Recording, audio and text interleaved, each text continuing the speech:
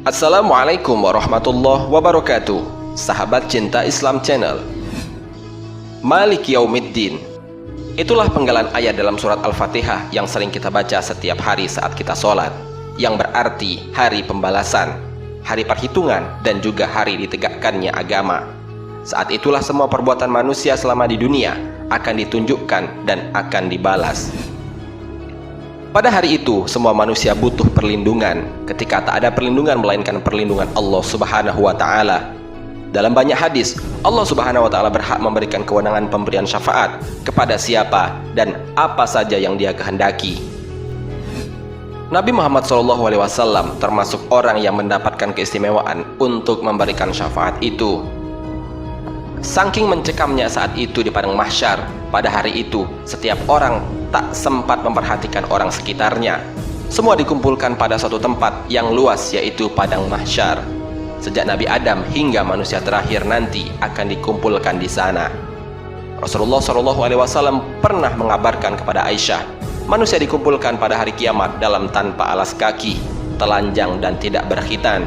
Aisyah bertanya, "Ya Nabi, laki-laki dan perempuan semuanya? Mereka akan saling melihat?"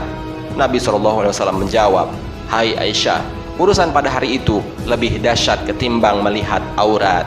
Hadis riwayat muttafaqun alaih. Saat itulah matahari didekatkan sehingga sangat panas, sehingga kita sangat membutuhkan perlindungan dan syafaat pada saat itu. Selain Nabi Muhammad SAW, ada 5 amalan yang juga bisa memberikan syafaat pada hari kiamat atas izin Allah Subhanahu wa Ta'ala.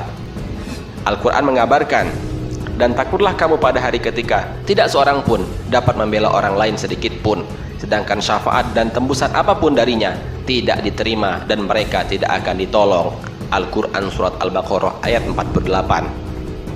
Hanya Allah yang berhak memberi kewenangan siapa saja yang bisa memberikan syafaat pada saat itu. Rasulullah SAW bersabda, "Setiap nabi memiliki doa yang mustajab." Maka tergesalah semua nabi menggunakan doa itu. "Sesungguhnya Aku telah menyiapkan doaku itu sebagai syafaat pada umatku kelak pada hari kiamat. Doaku itu akan didapatkan kelak insya Allah oleh orang-orang yang mati dari umatku, dan mereka tidak menyekutukan Allah dengan sesuatu apapun." Hadis riwayat Muslim. Selain Nabi Muhammad SAW yang dapat memberikan syafaat di akhirat kelak, ternyata 5 amalan ini juga bisa memberikan syafaat di hari kiamat atas izin Allah Subhanahu wa Ta'ala. Apa sajakah amalan itu? Simak ulasannya dengan menonton video ini hingga akhir. Sebelum lanjut, bagi kalian yang belum subscribe, silahkan untuk menekan tombol subscribe terlebih dahulu. Aktifkan lonceng notifikasinya. Bagikan video ini kepada teman-teman kalian agar semakin banyak orang yang mendapatkan manfaat dari channel ini. Sahabat Cinta Islam Channel, berikut ini kelima amalan yang dapat memberikan syafaat pada orang yang beriman di akhirat kelak atas izin Allah Subhanahu wa Ta'ala. 1. Sahabat karib dari sesama orang mukmin dan bertakwa. Kelak di padang mahsyar ada sahabat karib dari orang mukmin yang bertakwa yang akan memberikan syafaat bagi teman-temannya. Hal ini Allah jelaskan dalam Al-Quran yang artinya, teman-teman akrab pada hari itu sebagian menjadi musuh bagi sebagian yang lain kecuali orang-orang yang bertakwa. Al-Quran Surat Az-Zukhruf ayat 67. Orang yang beriman sangat memperhatikan nasib sesamanya dan memohon kepada Allah untuk menolong saudaranya yang juga beriman. Dalam hadis lain yang sangat panjang juga mengatakan hal yang demikian. Inilah ringkasan sabda Nabi Muhammad SAW itu. Pada saat orang-orang mukmin telah terbebas dari neraka, maka demi zat yang menguasai diriku, tidak ada orang yang sangat menaruh perhatian dalam meraih kebenaran melebihi orang-orang mukmin yang mencari kebenaran kepada Allah demi kepentingan saudara-saudara mereka yang masih berada di neraka. Mereka berkata, "Wahai Tuhan kami, mereka dahulu berpuasa bersama kami, sholat dan beribadah haji." Lalu difirmankan kepada mereka, "Keluarkanlah orang-orang yang kalian kenali." Maka wajah mereka diharamkan atas neraka. Mereka mengeluarkan banyak orang dari neraka. Ada yang sudah terbakar hingga separuh betisnya, dan ada yang sudah sampai ke lututnya. Orang-orang mukmin itu berkata, "Ya Tuhan kami, di dalam neraka tidak ada lagi seorang pun yang Engkau perintahkan untuk dikeluarkan." Allah Subhanahu wa Ta'ala berfirman, "Kembalilah, lihatlah kembali, barang siapa yang kalian temui di hatinya ada kebaikan meski hanya seberat dinar, keluarkanlah. Kemudian mereka dapat mengeluarkan banyak orang. Lalu mereka berkata, ya Tuhan kami tidak tahu apakah di neraka masih ada orang-orang yang Engkau perintahkan untuk dikeluarkan.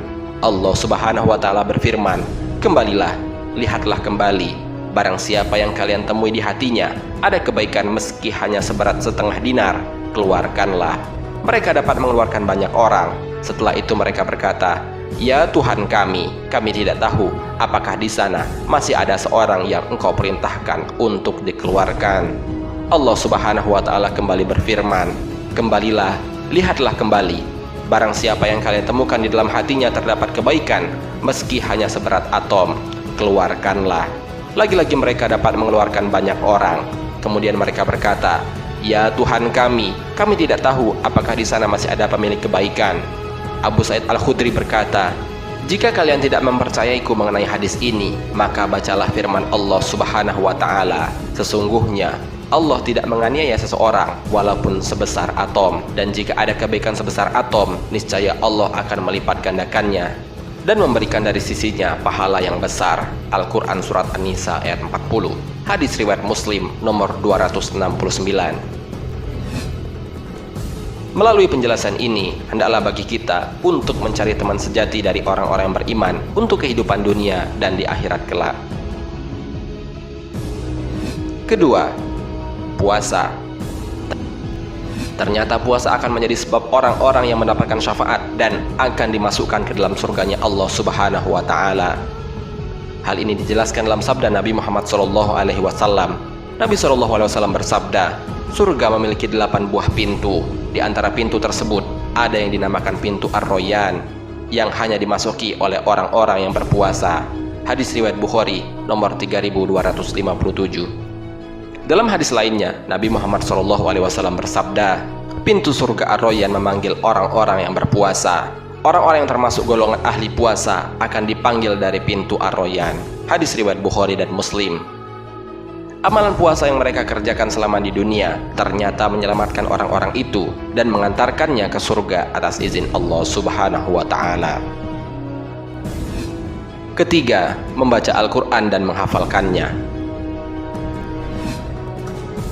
Orang yang rajin membaca Al-Quran, mentadabburi ayat-ayatnya, dan juga menghafalkannya, juga kelak akan mendapatkan syafaat dari Al-Quran tersebut dan dimasukkan ke dalam surganya Allah Subhanahu wa Ta'ala.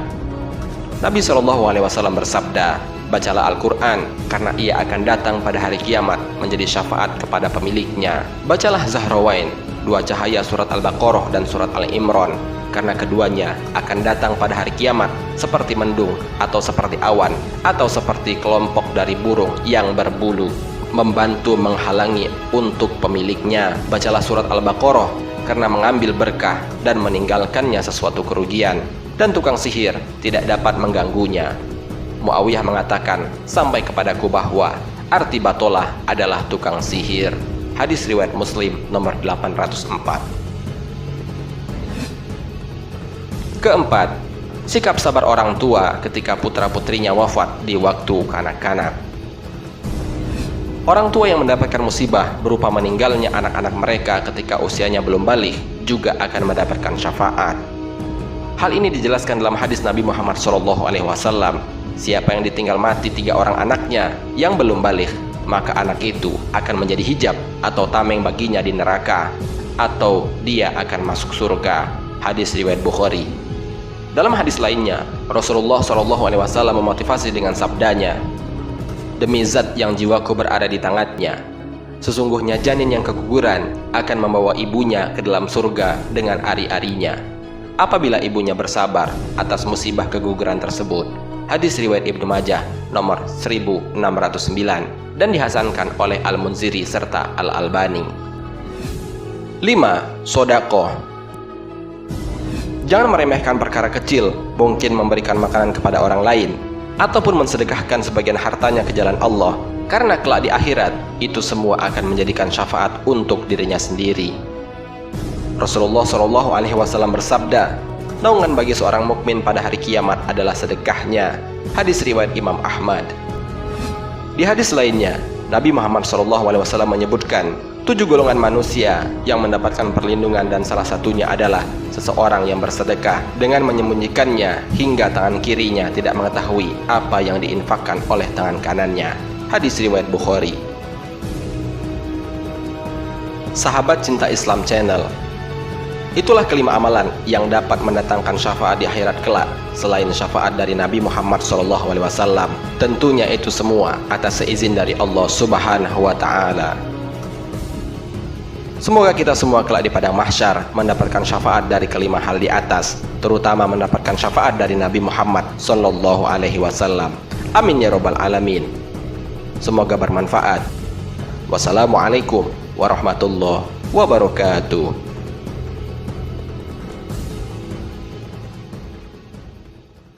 Syukran ya Rabbi, syukran.